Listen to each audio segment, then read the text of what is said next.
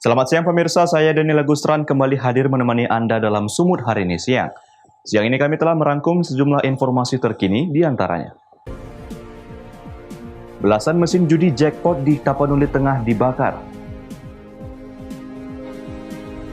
Peredaran narkoba marak, polisi razia tempat hiburan malam di Medan. Menteri Pertanian tinjau lahan pertanian food estate di Humbang Hasundutan. Selain cuplikan berita tadi, kami juga akan menghadirkan beragam informasi lainnya. Pemirsa, kita jelang Sumut hari ini siang selengkapnya.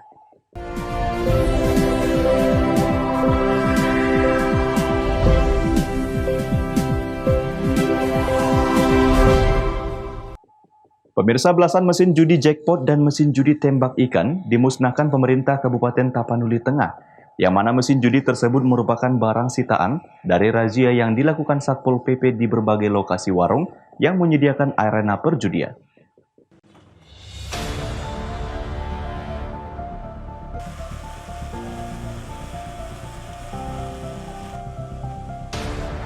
Pemusnahan belasan mesin judi jackpot dan tembak ikan tersebut dilakukan dengan cara dibakar dan dihancurkan. Pembakaran barang bukti mesin judi hasil sitaan Satpol PP pemerintah Kabupaten Tapanuli Tengah tersebut dilaksanakan di halaman Gedung Olahraga Pandan, dan pemusnahan itu dipimpin langsung Bupati Tapanuli Tengah Bakhtiar Ahmad Sibarani dengan dihadiri sejumlah pejabat lainnya.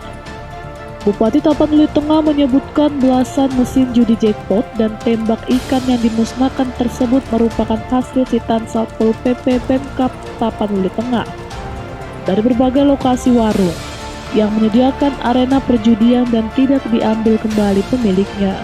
Pemusnahan mesin judi tersebut merupakan bentuk penolakan pemerintah Kabupaten Tapanuli Tengah terhadap aktivitas perjudian dan prostitusi, sehingga masyarakat bisa terhindar dari bahaya judi dan prostitusi.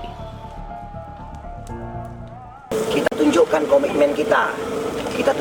komitmen kita bahwa kita bekerja betul-betul, dan jangan coba-coba ada orang bermain-main membuat mesin-mesin judi di Tapanuli Tengah. Kami pastikan kami razia dan kami akan bakar jackpot, mesin-mesin ikan dan lain sebagainya. Kami minta juga kepolisian, TNI, dan lain sebagainya, serta masyarakat. Kami yakin polisi setuju, kita akan kerja habis-habisan.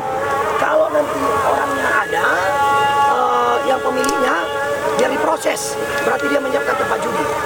Disalahgunakan. Kami pastikan haram hukumnya ada mesin-mesin judi di Kabupaten Tapanuli Tengah. Segala upaya akan kami lakukan, rakyat bersama kami. Kalau nanti ada yang mengaku pemiliknya, barang buktinya kita serahkan ke kepolisian.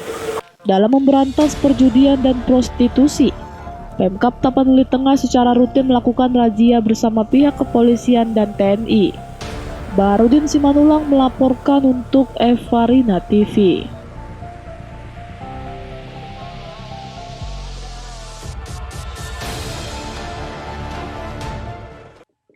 Pemirsa, isak tangis keluarga sambut jenazah Ngasil Tarigan yang ditemukan tewas terbakar di dalam gubuk perladangan miliknya di Deli Serdang, Sumatera Utara. Jenazah tiba di rumah duka yang beralamat di Dusun 3, Desa Jambur Pulau, Kecamatan Perbaungan, Kabupaten Serdang Bedagai, Sumatera Utara.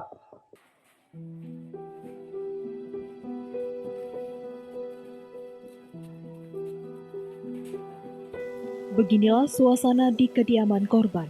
Tampak kerabat dan para pelayat lainnya memadati kediaman korban untuk memberikan ucapan bela sungkawa kepada keluarga atas meninggalnya Ngasil Tarigan yang diduga tewas dibunuh. Menurut anak korban, Edi Suranta Tarigan, ayahnya selama ini tinggal di gubuk perladangan kopi miliknya untuk menjaga tanaman kopi warisan. Dirinya terkejut mendapat kabar bahwa orang tuanya telah meninggal dunia. Ia juga sempat melihat luka bakar di tubuh korban serta bekas luka di bagian kepala dan tangan. Korban tinggal seorang diri di gubuk tersebut. Korban ditemukan kali pertama oleh keponakannya Lydia Sembiring bersama ibunya saat melintas di lokasi. Usai dilakukan otopsi di Rumah Sakit Bayangkara Medan, jenazah korban kemudian diserahkan ke pihak keluarga. Keluarga berharap pihak kepolisian segera mengungkap penyebab kematian korban.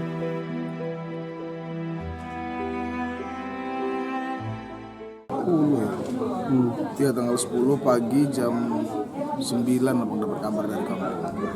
Dia telepon suruh ke kampung karena dikabari gubuk ladang bos terbakar. Ada beberapa luka kayak di muka ya, di muka di pelipis sebelah kiri, pelipis sebelah kiri ada satu. Baru luka tebasan di kepala belakang. Itu satu. Baru di atas kepala ada kayak bekas kena martil gitu 2 kali. Di tangan, baru di tangan nih.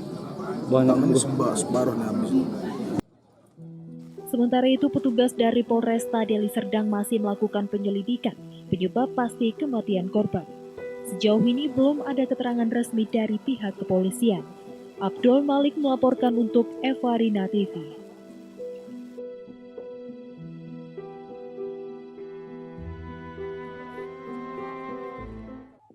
Sementara itu pemirsa, Forkopimda Sumatera Utara menggelar doa bersama lintas agama dengan masyarakat terdampak erupsi Gunung Api Sinabung di Kabupaten Karo. Selain doa bersama, kegiatan ini juga diselingi dengan pemberian sembako kepada masyarakat.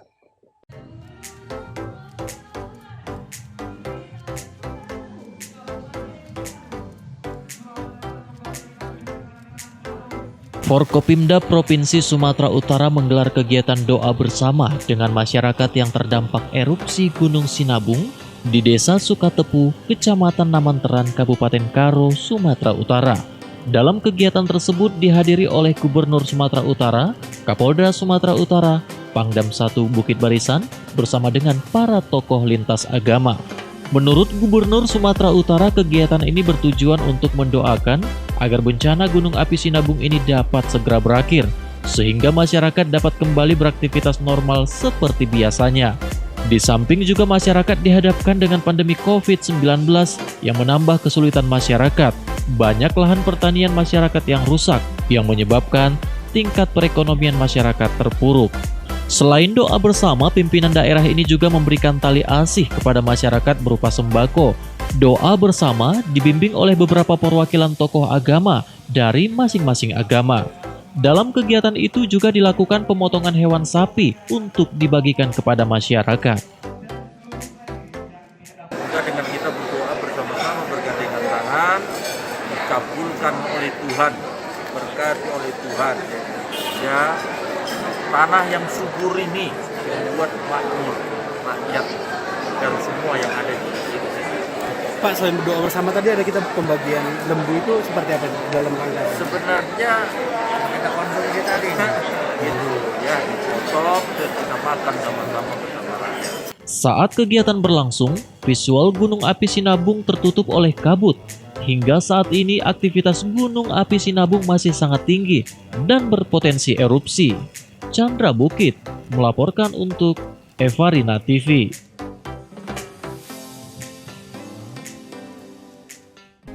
Peredaran narkoba marak, polisi razia tempat hiburan malam di Medan.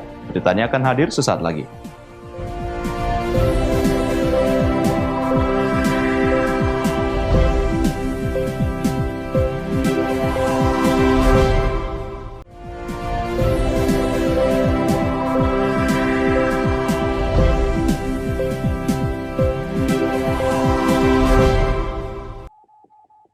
Terima kasih masih bersama kami. Pemirsa, petugas gabungan Satuan Narkoba Polrestabes Medan bersama TNI menggelar razia di tempat hiburan malam.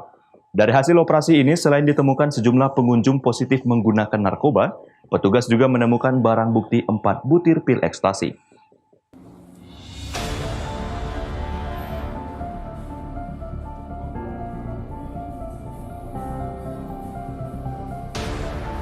Maraknya peredaran narkoba di wilayah kota Medan membuat tim gabungan dari Polrestabes Medan dibantu personel dari Denpom 1 BB menggerebek 2 diskotik yang diduga menjadi sarang peredaran narkotika jenis ekstasi. Lokasi pertama yang didatangi polisi adalah diskotik New Zone di Jalan Wajir, kota Medan. Dari diskotik ini polisi mengamankan belasan orang yang positif menggunakan narkoba serta 4 butir pil ekstasi. Mereka yang diamankan langsung dibawa ke Satuan Narkoba Polrestabes Medan. Kemudian di lokasi kedua yang dirazia polisi ialah diskotik Le Gardon di Jalan Nibung. Diskotik ini kerap kali menjadi sasaran razia polisi karena banyaknya keluhan masyarakat.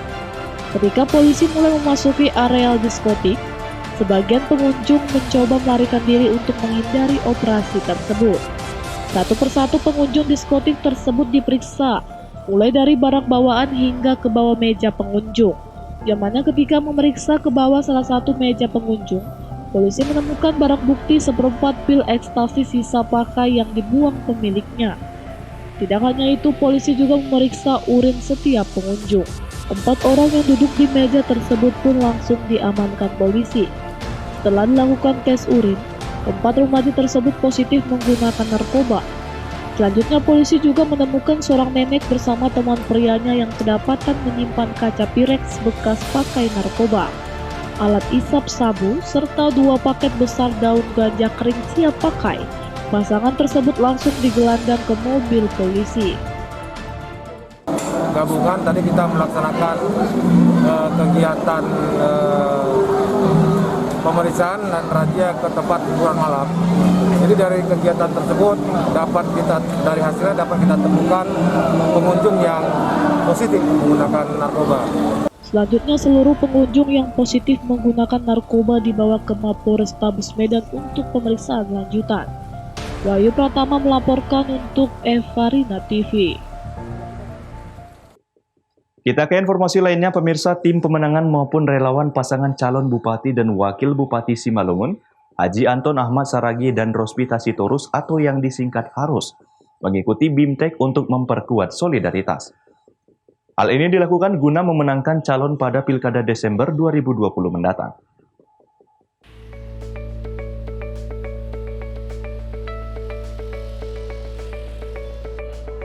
Guna mencapai satu visi dan misi memenangkan pasangan calon Bupati dan Wakil Bupati Kabupaten Simalungun, Haji Anton Ahmad Saragi dan Rospita Sitorus atau yang disingkat HARUS, pada Pilkada Desember 2020 mendatang. Tim pemenangan maupun relawan HARUS yang tersebar di 32 kecamatan maupun nagori se-Simalungun mengikuti BIMTEK untuk memperkuat solidaritas di lapangan. Kegiatan yang dilakukan di posko relawan Jalan Asahan dihadiri langsung oleh Haji Anton Ahmad Saragi dan Rospita Sitorus untuk memberikan arahan terkait mekanisme maupun strategi kinerja tim di lapangan guna mencapai visi dan misi memenangkan pilkada untuk Kabupaten Simalungun menjadi lebih baik lagi. Pasangan Haji Anton Ahmad Saragi dan Rospita Sitorus ikut bertarung pada Pilkada Simalungun untuk periode 2021 sampai 2024, diusung oleh PDI Perjuangan dan didukung oleh Partai Amanat Nasional, Partai Nasdem, serta Partai Persatuan Pembangunan. Dosi Simpar Mata melaporkan untuk Evarina TV.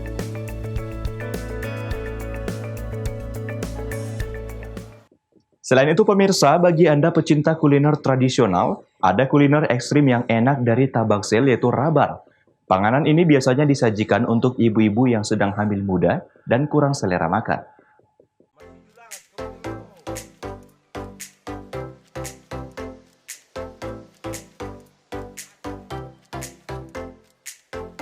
Adapun cara untuk membuat rabar, terlebih dahulu kita harus menyiapkan bahan utamanya, yakni putik nangka atau nangka yang masih kecil.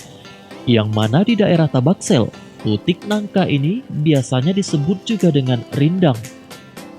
Cara membuat rabar tidak terlalu sulit. Potong dan bersihkan putik nangka dengan ukuran kecil-kecil, kemudian siapkan bahan lainnya, yakni asam bulat, cabai merah, dan cabai rawit, gula pasir, garam, dan terakhir, siapkan gula merah. Untuk meraciknya, masukkan cabai merah dan cabai rawit serta garam ke dalam kelumpang, kemudian tumbuk hingga rata. Setelah cabai dan garam tertumbuk rata, perlahan masukkan putik nangka. Setelah putik nangka menjadi sedikit halus, lalu masukkan asam dan tumbuk kembali hingga hancur merata. Langkah terakhir, masukkan gula pasir dan gula merah, lalu tumbuk kembali sampai merata, sehingga wanginya memancing selera. Dan untuk merasakan ekstrimnya rabar ini, lebih enak disajikan di atas daun kopi agar wanginya lebih menggoda. Gimana rasanya Bu rabar ini Bu? Enak, Asin pedas, pokoknya enak rasanya. Campur lah ya. Rabar ini biasanya digemari ibu-ibu yang sedang hamil muda, serta bagi Anda yang tidak selera makan. Rabar rasanya enak. Pokoknya kalau dimakan keringatan lah. Ada asam manis atau gimana, Pak? Iya, gitulah. Manis, pedas, Campur lah pokoknya ya. enak ya. Biasanya dihidangkan kalau apa, Pak? Lagi santai atau gimana? Waktu lagi baru-baru sakit, enak ini dimakan. Oh, sembuh lah itu, Pak ya? Iya, keluar keringat itu. Iya, makasih ya, Pak. Iya, iya. Azan Sinaga melaporkan untuk Evarina TV. Pemirsa Sumun hari ini akan kembali dengan informasi menarik lainnya. Tetaplah bersama kami.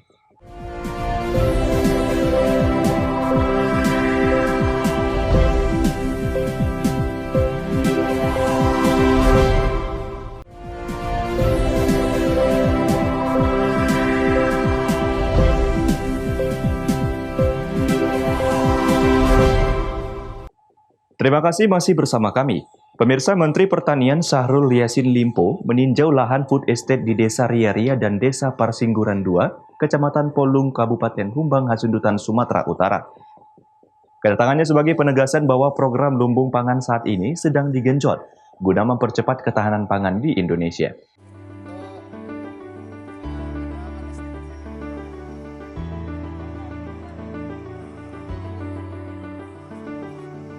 Kunjungannya ke tengah perladangan yang baru saja dibuka ini didampingi oleh Wakil Gubernur Sumatera Utara Musa Rajeksya, Bupati Humbang Hasundutan Dosmar Banjarnahor, Dirjen Hortikultura Prihasto Setianto, dan sejumlah pejabat lainnya. Pihak Kementerian Pertanian mengatakan, langkah awal usai Survey Investigation Design dan Detail Engineering Design, saat ini sudah ada 1.000 hektar lahan yang sudah siap menjadi kawasan food estate. Lahan tersebut merupakan seperempat dari total lahan, yakni 4.000 hektar yang sudah disiapkan oleh Pemkab Humbang Hasundutan di Kecamatan Polung. Skema yang dibangun untuk food estate di Humbang Hasundutan harus sudah ada implementasi tahun 2021 nanti. Food estate ini juga nantinya akan menjadi contoh untuk diterapkan di daerah lainnya. Syahrul Yassin Limpo mengatakan, program ini nantinya akan meningkatkan perekonomian dan kesejahteraan petani Sumatera Utara secara signifikan. Program pemerintah pusat ini juga bakal mengarahkan petani lebih modern. Humbang Hasundutan akan menjadi lumbung pangan untuk hortikultura, yaitu bawang merah, bawang putih, dan kentang. Pengembangan ketiga tanaman ini dibagi menjadi beberapa blok, yakni blok Parsingguran 1, 2, dan 3, blok Ria-Ria 1 dan 2, blok Pandumaan, blok Sibatu-Batu, serta blok Pansurbatu 1 dan 2. Food estate ini adalah satu program yang diminta oleh Bapak Presiden untuk bisa mengoptimalisasi lahan-lahan khusus kita yang berpotensi untuk katakanlah meningkatkan nilai komoditi pertanian yang tentu harga jualnya lebih mahal. Kira-kira bahasa verbalnya begitu. Oleh karena itu Humbang dan beberapa tempat lainnya itu diminta untuk menjadi bagian dari program khusus pertanian super prioritas yang berkait dengan food estate. Dan di Humbang ini 3 komoditi yang kita akan coba untuk mengoptimalkan adalah bawang putih, bawang merah, dan kentang. Dan ternyata per hektar satu hamparan itu bisa menghasilkan puluhan juta gitu dengan waktu yang ada. Dan selama ini kita bibit-bibit kentang yang ada, terutama untuk dipakai untuk macam-macam industri keripik dan lain sebagainya ya, yang dari kentang itu kita impor. Dan ternyata di Humbang ini kita sudah bisa mempersiapkan mulai dari F0 sampai F1, F2 untuk dimasyarakatkan, dan itu sementara kita olah dengan kuat. Persiapan kita di Humbang ini pada saatnya nanti akan menuju sampai 30.000 hektar tentu, Tapi untuk uji coba di 2020 ini adalah kurang lebih 1.000 hektar untuk kita coba. 1.000 hektar itu cukup besar. Kalau keterlibatan masyarakat petani setempat bagaimana itu Pak? Harus ada petaninya, pertanian itu nggak bisa hadir tanpa petani. Nah, cuma bagaimana mengatur petani, tentu ini manajemen ini akan sangat dinominasi oleh pengaturan yang sama antara pemerintah provinsi, pemerintah kabupaten, untuk mengatur rakyatnya, dan tentu saja integrator atau investor atau ya tentu private sektor yang masuk untuk bersama-sama. Karena tentu kalau kita mau kualitasnya bagus, intervensi permodalan juga harus bagus. Ya, termasuk menggunakan mekanisasi, ini menjadi perintah Bapak Presiden. Jadi rakyat tetap diberdayakan, petani tetap ada di setiap hektar, tetapi mekanisasi atau modernisasi pertanian harus dicapai. Dan kita berharap ujung dari semuanya ini tidak begitu saja integratornya atau pembelinya seperti Indofood dan lain-lain sudah. Saat ini, pihak Kementerian Pertanian sudah menyiapkan sejumlah alsintan guna mendukung program tersebut. Alsintan tersebut yakni 18 unit traktor besar, 42 unit traktor mini, 4 unit eskavator besar, 7 unit eskavator mini, 2 unit eskavator PC130, dan 286 unit traktor tangan. Selain itu ada 144 pompa air, 9 unit pengelolaan pupuk organik, 109 kultivator, dan lain-lain. Semua alsintan tersebut nantinya akan bekerja berkolaborasi dengan ratusan alsintan milik Pemkab Humbang Hasundutan. Pada kunjungan ini, Menteri Pertanian juga menyambangi lokasi pembibitan kentang milik PT Indofood di Desa Parsingguran 2, Kecamatan Polung, Kabupaten Humbang Hasundutan. Di sana, Menteri bersama rombongannya melihat secara langsung proses pembibitan kentang. Pihak PT Indofood sendiri mengakui kepada Menteri Pertanian bahwa kawasan Kecamatan Polung sangat cocok dijadikan lokasi pertanian tanaman kentang karena suhu dan kesuburan tanahnya sangat mendukung. Rahmat Tinton Banjarnahor melaporkan untuk Evarina TV.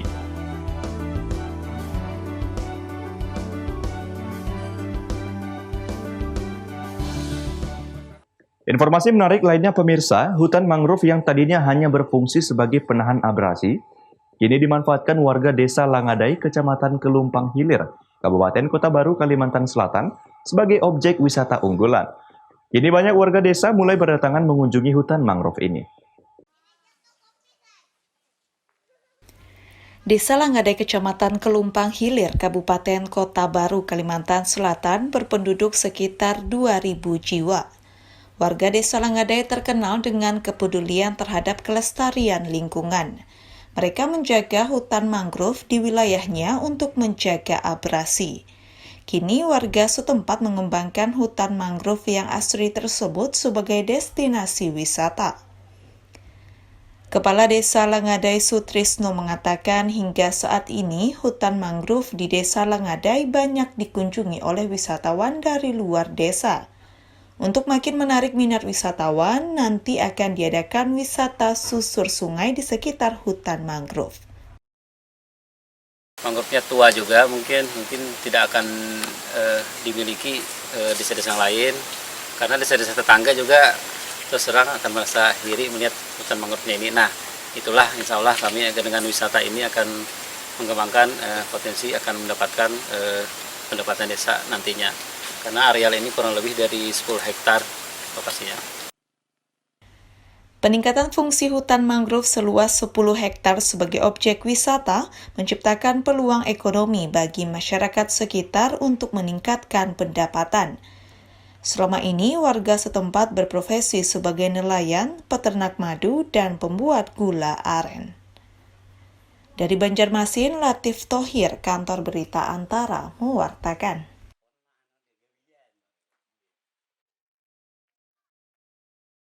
Pemirsa, informasi tadi sekaligus mengakhiri pertemuan kita dalam Sumut hari ini siang. Saya Daniel Agusran, mewakili kerabat kerja yang bertugas, pamit undur diri dari hadapan Anda. Terima kasih atas kebersamaannya dan sampai jumpa.